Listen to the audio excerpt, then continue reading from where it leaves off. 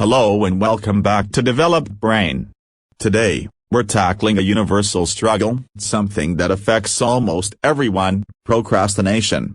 Why do we put off important tasks, even when we know it's bad for us? Is it just laziness, or is there something deeper going on inside our brains? Join us as we delve into the neuroscience and psychology of procrastination to understand why we do it and, more importantly, how we can overcome it. The brain at war: limbic system versus prefrontal cortex. At the heart of procrastination lies a battle within our own brains. On one side, we have the limbic system, the older, more primitive part of our brain. This area is all about immediate gratification, pleasure, and avoiding pain. It's the voice that tells you to check social media, watch another video, or just relax instead of working on that important deadline. On the other side, we have the prefrontal cortex, the more recently evolved part of our brain.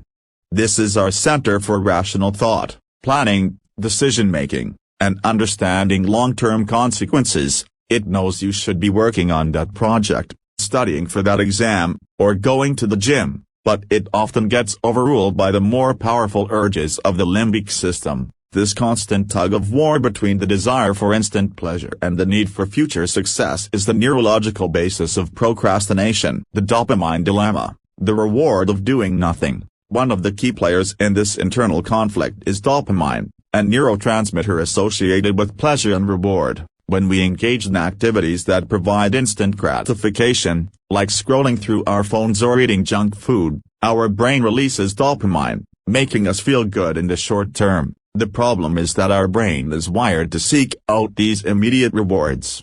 Completing a challenging task, on the other hand, often involves delayed gratification. The reward, a good grade, a finished project, a sense of accomplishment, comes later.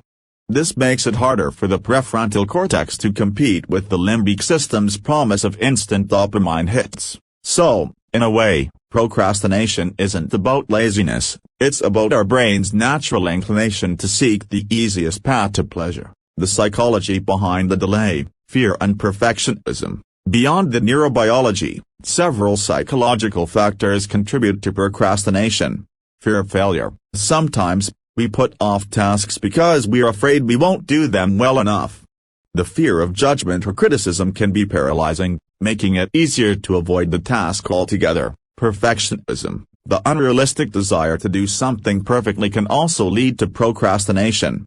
If we feel like we can't meet our own impossibly high standards, we might delay starting the task, hoping for the perfect moment that never arrives. Feeling overwhelmed. Large, complex tasks can feel daunting and overwhelming.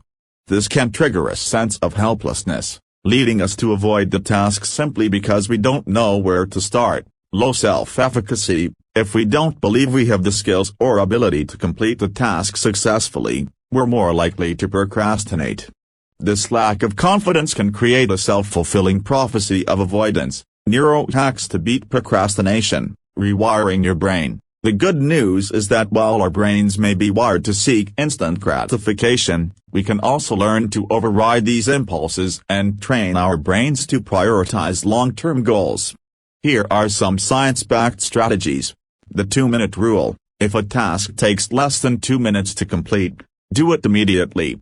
This helps build momentum and prevents small tasks from piling up. The Pomodoro technique: break down your work into focused 25-minute intervals separated by short breaks. This can make large tasks feel less overwhelming and provides regular dopamine rewards for completing each interval. Habit stacking: link a new, desired habit, like working on a project, with an existing habit you already do consistently, like having your morning coffee. Break down large tasks. Divide big projects into smaller, more manageable steps. This makes the task feel less daunting and provides a sense of accomplishment as you complete each step. Focus on the process, not the outcome. Instead of dwelling on the final result, focus on the steps you need to take and the effort you're putting in. This shifts your focus from potential anxiety about the future to the present moment. Minimize distractions. Create a dedicated workspace free from interruptions like social media notifications and other tempting distractions. Practice self-compassion. Don't beat yourself up when you procrastinate. Acknowledge it, learn from it, and try again.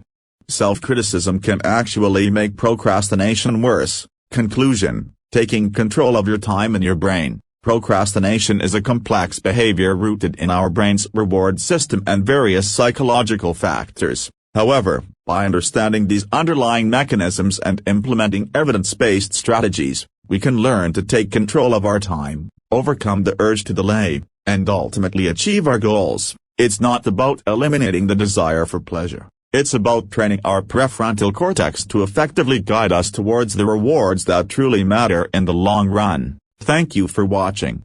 If you found these insights helpful, be sure to like this video and subscribe to Developed Brain for more explorations into the fascinating world of the mind.